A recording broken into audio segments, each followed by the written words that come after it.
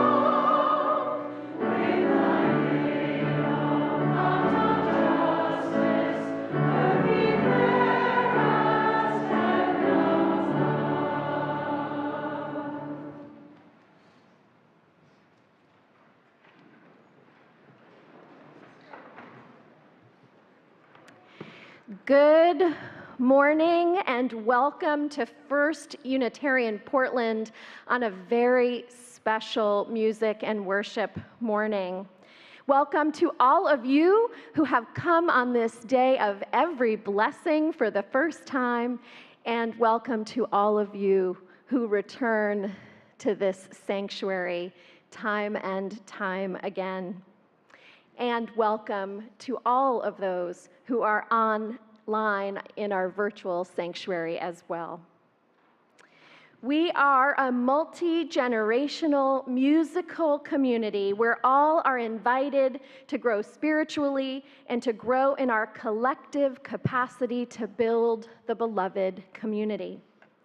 And I want to share a few announcements about upcoming events. First, this is just a reminder that one of the ways that we build our community is through the democratic process, and your ballots are due as you were walking in this morning, and the board will be counting up the votes and announcing the results soon.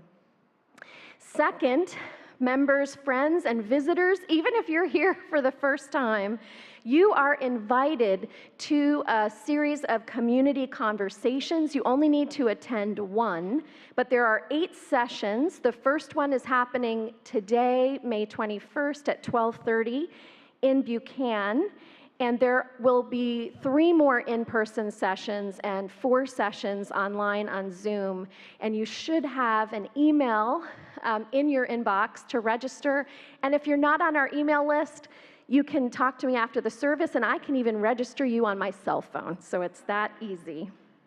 Come and share your hopes for the future of our congregation. 100 people have signed up already, and we want to be sure your voice is added. Speaking of building the beloved community, we are seeking members of our congregation who feel ready and able to serve on our transformation team to help us in moving towards the beloved community by dismantling racism and other oppressions throughout our institution here in our wider faith and in our engagement with the world. Applications to serve on that team are due next Friday, May 26th, and if you're curious, in Fuller Hall, there will be a table where you can pick up an application and ask questions. You can also look at eNews and our website. Join us this Tuesday, May 23rd at 6 p.m. in Buchanan for the Rumble on the River. Our Community for Earth is hosting this climate action forum that brings together expert voices to explain the risks of having 90% of Oregon's fuel stored within Portland city limits along the Willamette River, right? Willamette, a new person. This is how you know. The Critical Energy Infrastructure Hub, a 6-mile stretch of aging tank farms, stands on a seismic liquefaction zone. This has the potential for a deep water horizon level of spill right on Portland's riverfront. Come learn about how we can take action together with a large coalition of community groups. After the service, join fellow congregants downstairs in Fuller Hall this week, and we hope that you will take time to view our art wall. We are featuring the volunteer artists who create that beautiful art wall for us every Sunday, and you will not want to miss the exciting variety. Once again, welcome one and all. Let us turn to our neighbors and greet one another, and if you're online, you can use the chat option on Boxcast, or YouTube, or the comment function on Facebook. We're so glad you're here.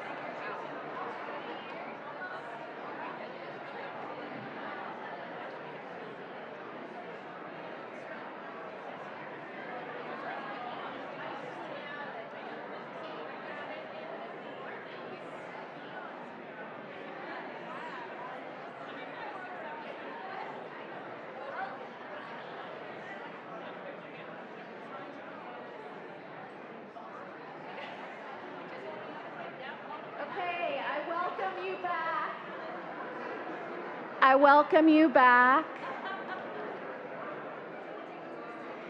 I love the sounds of hospitality as a way to begin. And we also begin by lighting our chalice, and Nora and Linus will be leading us this morning. And if you're joining from home, I invite you to light a candle or a chalice where you are.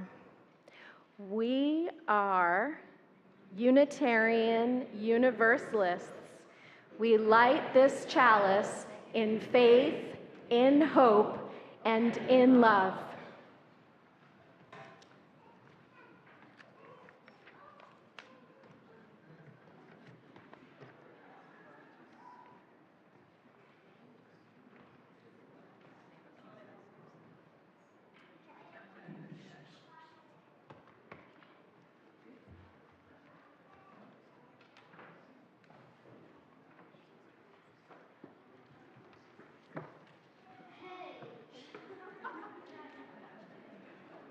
Good morning, and welcome to this music and worship service.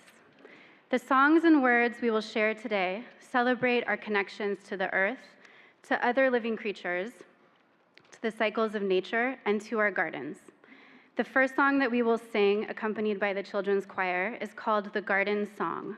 It is accompanied by paintings that were made by children at the Portland Child Art Studio who painted while listening to this song. The Portland Child Art Studio is a nonprofit child art space that I founded 12 years ago, dedicated to increasing equitable access to quality art education, and is located in a low-income housing neighborhood in Northwest Portland. We hope you enjoy the child art as well as all of the wonderful musical offerings today.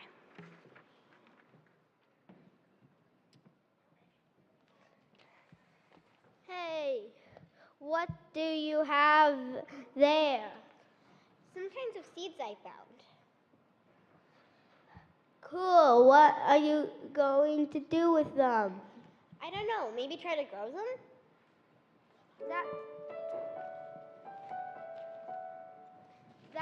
That sounds hard. How will you do it? I think you just scratch up the soil and drop them in.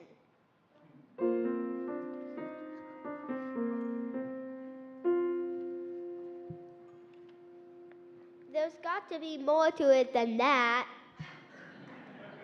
Well, I know you've got to keep them watered.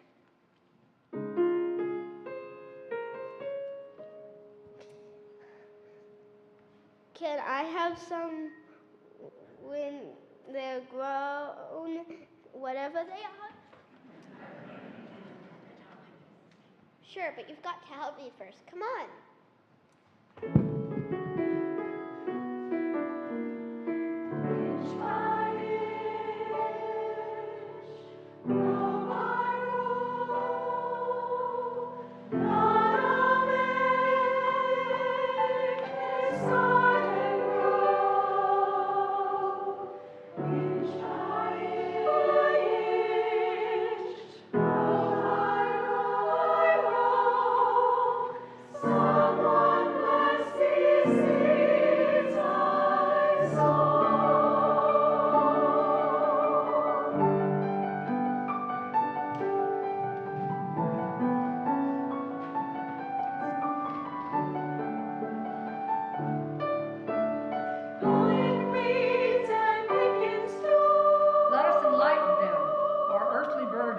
By going back to school, this time in the gardens.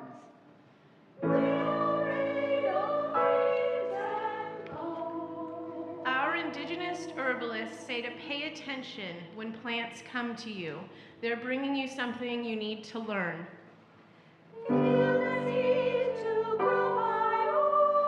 Everything that slows us down and forces us patience. Everything that sets us back into the slow circles of nature is a help. Gardening is an instrument of grace.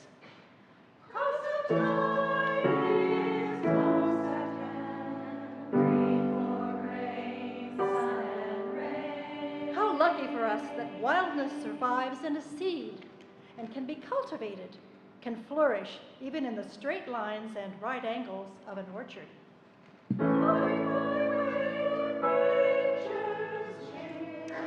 Gardeners are both stewards and guardians of our environment and can make a difference in the fight against climate change.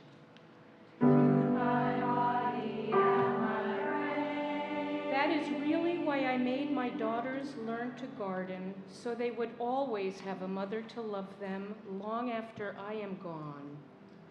To the music from the land, inch by inch and row by row, gonna make this garden grow.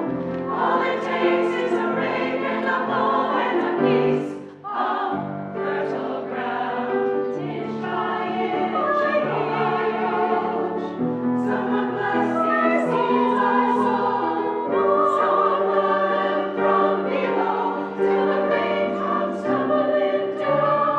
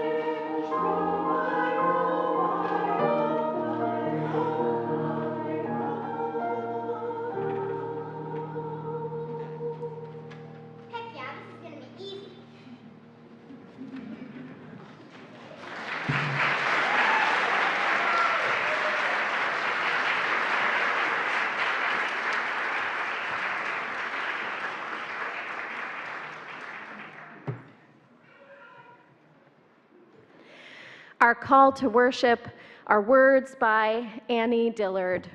We are here to abet creation and to witness it, to notice each other's beautiful face and complex nature, so that creation need not play to an empty house. Let us join in Spring Has Now Unwrapped the Flowers.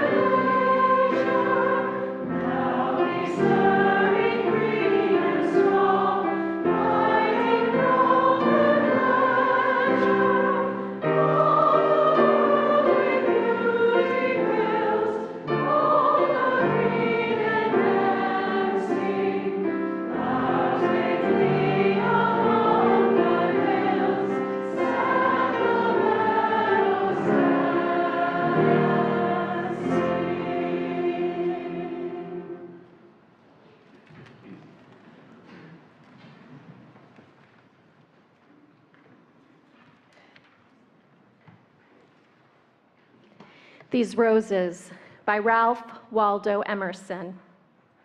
These roses under my window make no reference to former roses or to better ones. They are for what they are. They exist with God today. There is no time to them. There is simply the rose. It is perfect in every moment of its existence. Before a leaf bud has burst, its whole life has acts. In the full-blown flower, there is no more. In the leafless root, there is no less. Its nature is satisfied, and it satisfies nature in all moments alike. But we postpone or remember. We do not live in the present, but with reverted eye lament the past, or heedless of the riches that surround us, stand on tiptoe to foresee the future. We cannot be happy or strong until we too live with nature in the present above time. And let us join in our doxology. Oh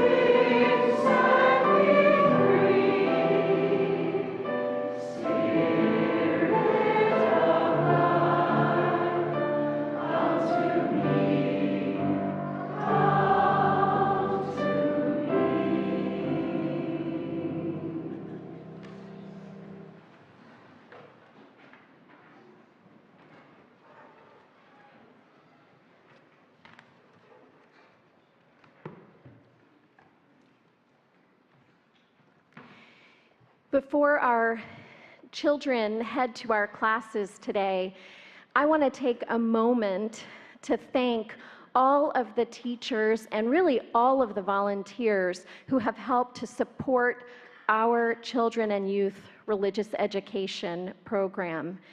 Our children meet most Sunday mornings in peer groups where they form bonds of friendship, where they explore what it means to be a Unitarian Universalist, and where they learn how to build the beloved community.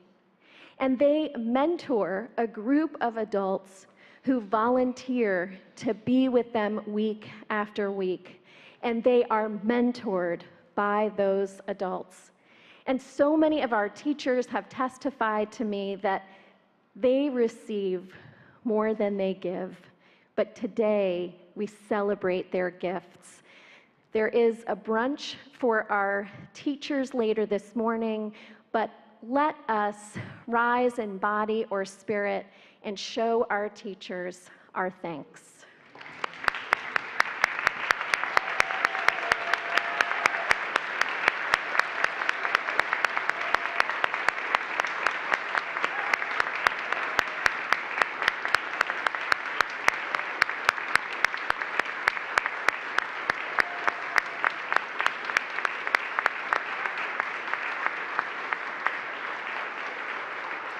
And then if everyone could be seated, and if you are one of those teachers, would you rise in body or raise your hand so that we can see you in this room? Thank you, thank you, thank you, thank you. By the way, if all the feelings that we have in this room about what a great gift it is to offer our children and youth, our presence and our mentoring, and the chance to be mentored by them, you might want to speak with Cassandra. There are opportunities to volunteer in the classroom. There are opportunities to volunteer on our what's turning out to be kind of first Sunday festivals. And there are opportunities to volunteer on our children's and youth religious education team. So think about it and do speak to Cassandra if you are willing and interested. And now I want to invite Linus and Nora to come forward and to help us by leading our children out. They're going to bring the light of our sanctuary to their classrooms, and we will sing a song of blessing to our teachers and our children. A reprise of the garden song.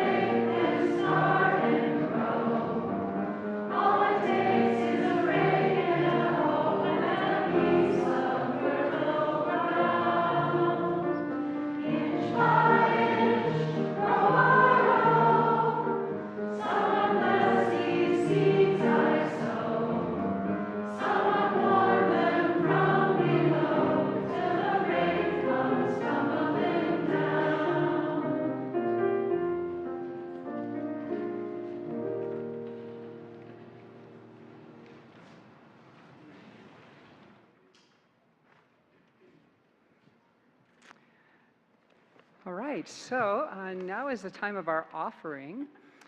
The music and worship at First Unitarian Church is a rich and long-standing tradition, bringing imaginative music-led services to special Sundays like these throughout the year. This is Amity Choir's second spring music and worship, our turn in the rotation of choirs who present them. And we have had a great time putting on this garden-themed service together, and we really appreciate all of our collaborators, Manda and the Chime Choir, Dustin, who couldn't be here, leading the children's choir, and all of the guest speakers and artists that have contributed to this. Yes, thank you so much. And so today, all of the offering will go to support the music ministry here at First Church. So if you'd like to give electronically, you can find the QR code on the screen shortly, or on the yellow slip that should be in one of the racks around you. And if you are in person this morning and want to give, an usher will be around shortly for your donation. And Julie, our guest flute player, I forgot to mention her. Thank you for being here, Julie.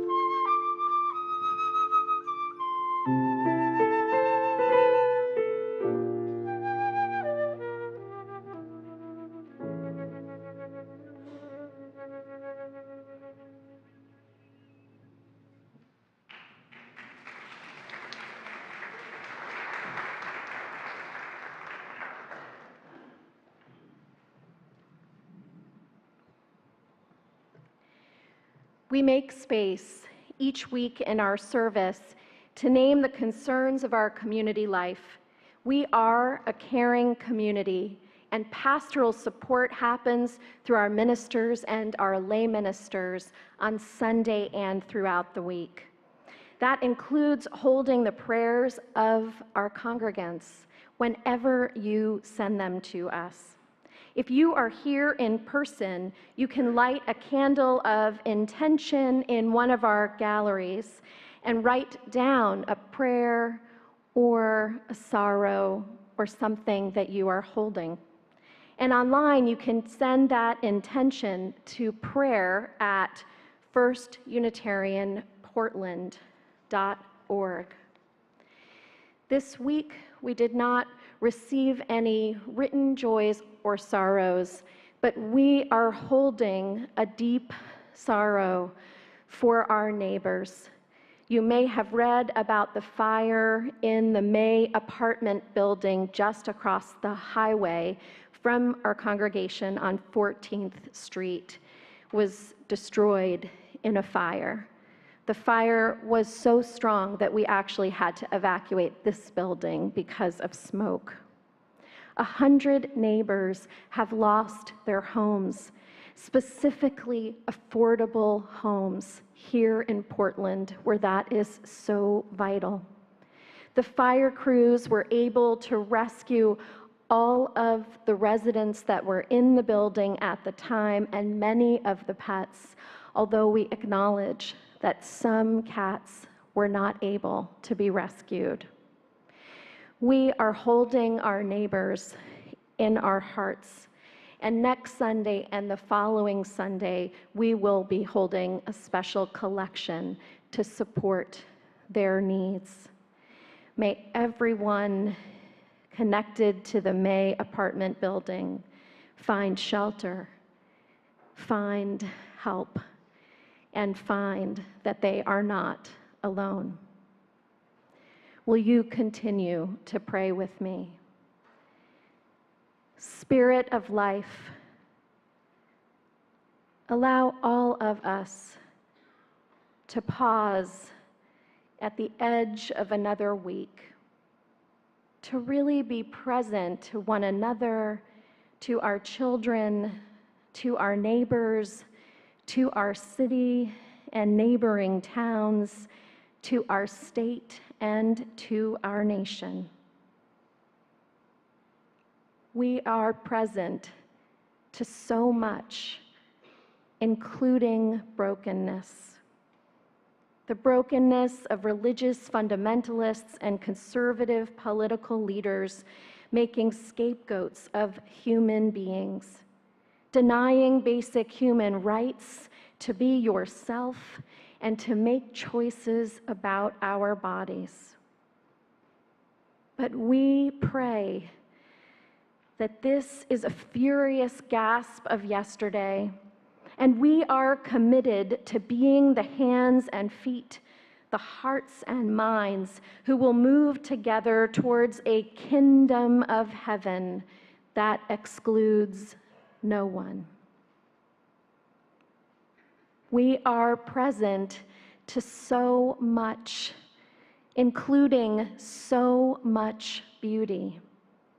Today, especially, the power of music and nature who teach us how to live in harmony, how to grow towards the light, how to tend a garden filled with every shape and color, with roots that go deep and wide, with vegetables and fruits, leaves and flowers that nourish our bodies and our souls, so that we may rise with them to life and to love in every spring, summer, and fall.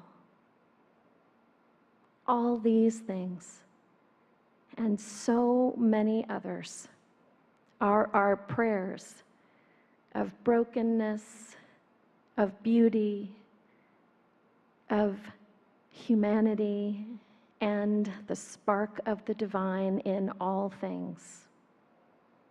Amen, and blessed be, and may it be so. I invite you into a moment of silent, sacred space.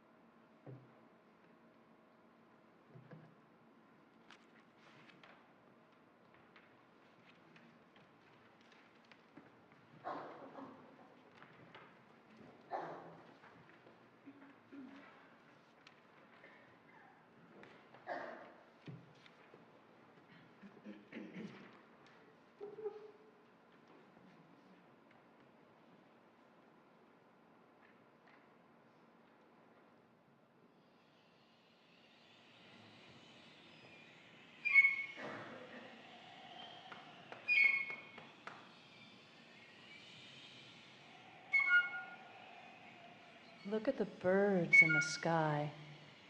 High above the earth they fly, freely. Look at them soar. Listen to the song of the birds. Be still, be calm as water. They are chirping joyously.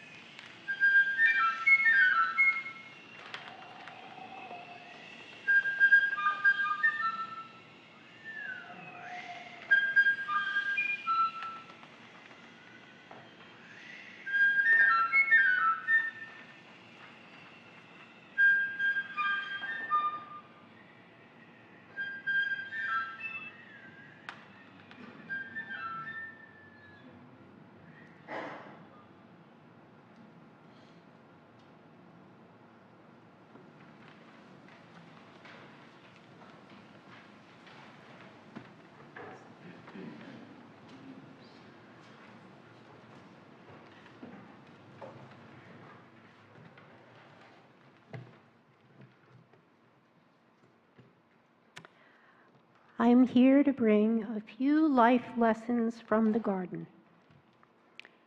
There are 6 of them. 1, slow down. In the words of Lao Tzu, nature does not hurry, yet everything is accomplished. What if our daily lives could operate that way too? In the garden, The plants grow in their own timetable. We can't speed them up or slow them down. Mother Nature is running the show. 2, simplicity. Once the basic requirements of water, nutrient-rich soil, and sun are met, plus maybe a little TLC from a gardener, plants flourish. They don't need anything outside of the basics to be healthy and vibrant. Are there things we can let go of and still have a perfectly healthy, happy life? Maybe simple is enough. 3, life is a process. Does it seem like the minute you have pulled every weed, another one pops up? A garden is never complete or perfect, and neither are we. Enjoy the successes and learn from the failures. 4, giving and receiving. When you foolishly decided to grow 2 zucchini plants instead of 1, how satisfying is it to meet a neighbor walking by who didn't grow any and is truly grateful when you load them up? And who knows, they may return later with a basket full of plums from their heavily burdened tree. You've made a garden buddy. Number 5, awe. The garden presents many opportunities for us to be in awe and wonder. Plants that in January looked brown and dead emerge just a few months later into thriving, colorful works of art. To closely look at the magnificent architecture of a single flower, of how a single flower is designed, is a miracle of nature. And finally, 6, acceptance. A sunflower cannot be anything but a sunflower. No matter how hard it tries, or how many affirmations or visualizations it does, a sunflower will never be a rose. Sometimes we wish we were different, looked different, or were living somebody else's seemingly wonderful, magical life. The sooner we embrace that we are a sunflower, the sooner that we will find peace.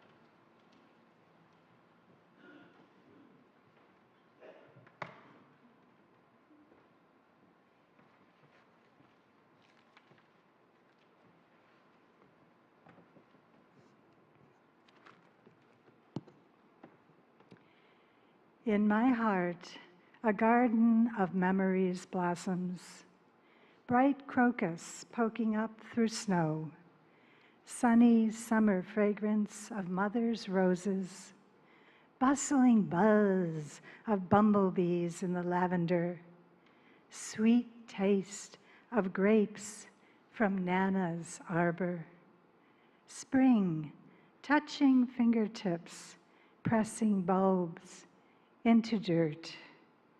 And now, in my garden each day, tomorrow's hope is blossoming. That was my own garden reflection. Now I'd like to share some more garden thoughts gleaned from the Amity Choir. Anne Helm loves smelling the freshly dug earth, rich and fertile, exuding the potential to flower and fruit. Gardening is many things to Nancy Harrison: the smell of outdoors, kneeling in soft, fertile soil, planting seeds or starts in hopeful expectation, wielding the water hose on a cool morning, then picking sweet cherry tomatoes to eat like candy. For Alice Rehnquist, gardening is a spiritual practice and one to share with family. Her 4-year-old grandson gave her a package of carrot seed for Christmas. And when they planted them together, his tender care as he placed each seed in the ground was a gift beyond words. Whenever she is digging in her garden, Julia Malchuk remembers her grandparents when her parents were farming tomatoes. Julia rode on the tractor as her grandfather plowed the field, and she planted seedlings with her grandmother. Carrie Shanahan finds that gardening marks our sense of place and time. She relates that, "I moved here 10 years ago and still remember every flower and bush I planted at my old house. I loved them so much. Here I have created new gardens and improved old ones. Working with the earth is one of my greatest pleasures." Gardening for Deborah Hobbs Murphy is a very humbling experience, best approached on the knees, partnering with the mother who has taught us through the eons what we need to know to nurture our bodies and soul. A friend of the choir recounts how the best advice I have gotten on gardening came while I was touring my friend's garden in preparation to water her plants while she was away. Her 5-year-old grandson was with us, and after I noted which plants needed more water and which less, he added confidentially, "Don't forget to talk to the plants." And finally, commenting on gardening and our monthly theme, Lisa Zwieben finds that transformation is watching the daily miracle of growth. Then, the delicious transformation of homegrown kale and basil to pesto, tomatoes to gazpacho, and the transformation of myself from stressed and on the go to fully at peace and profoundly grateful and content. What meaning or magic does a garden hold for you?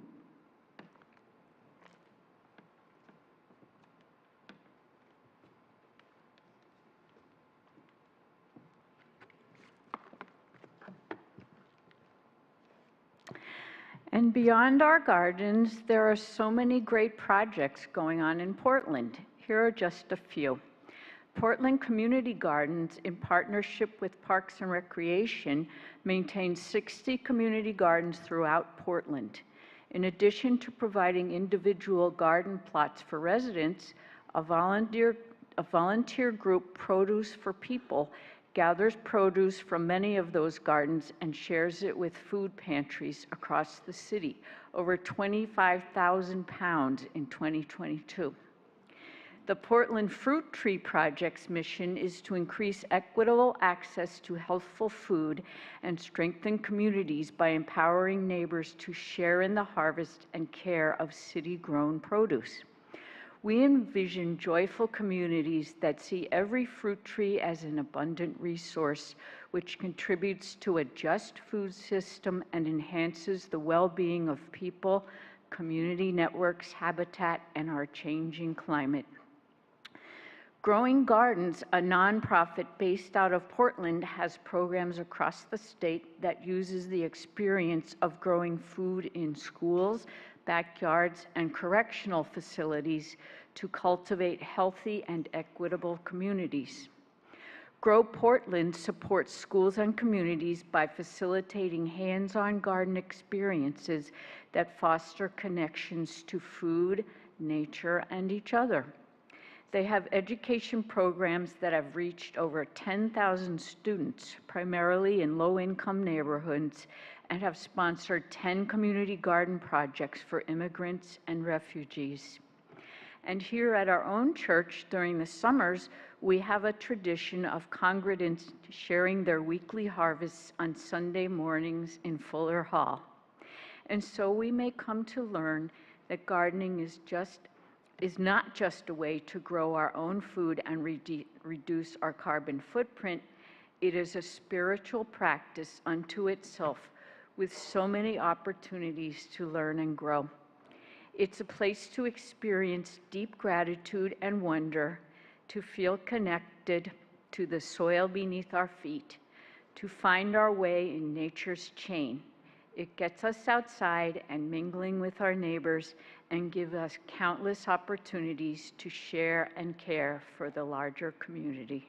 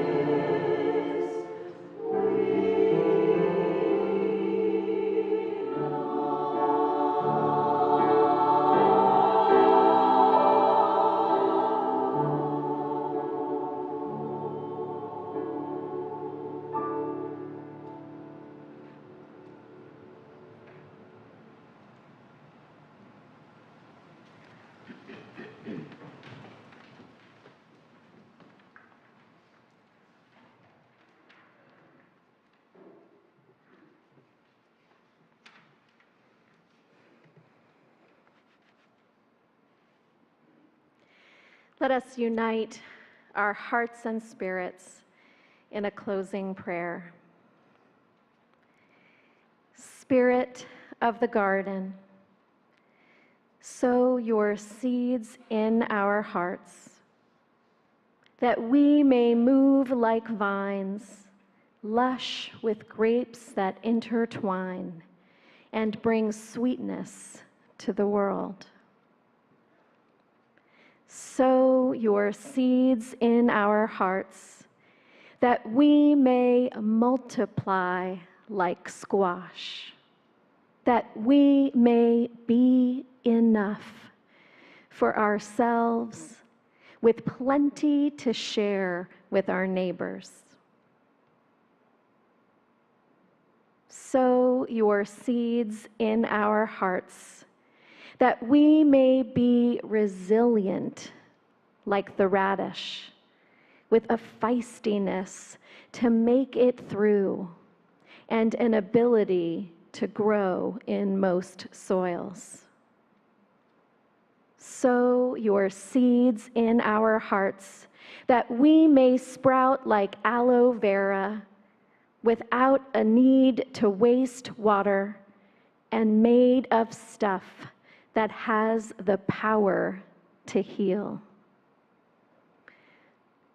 Spirit of our mother, oh yes, sow your seeds in our hearts, that we may grow, that we may nourish, that we may spread beauty. Amen. Blessed be one and all, and may it be so. And now for our closing hymn, let us sing together, Planting Seeds.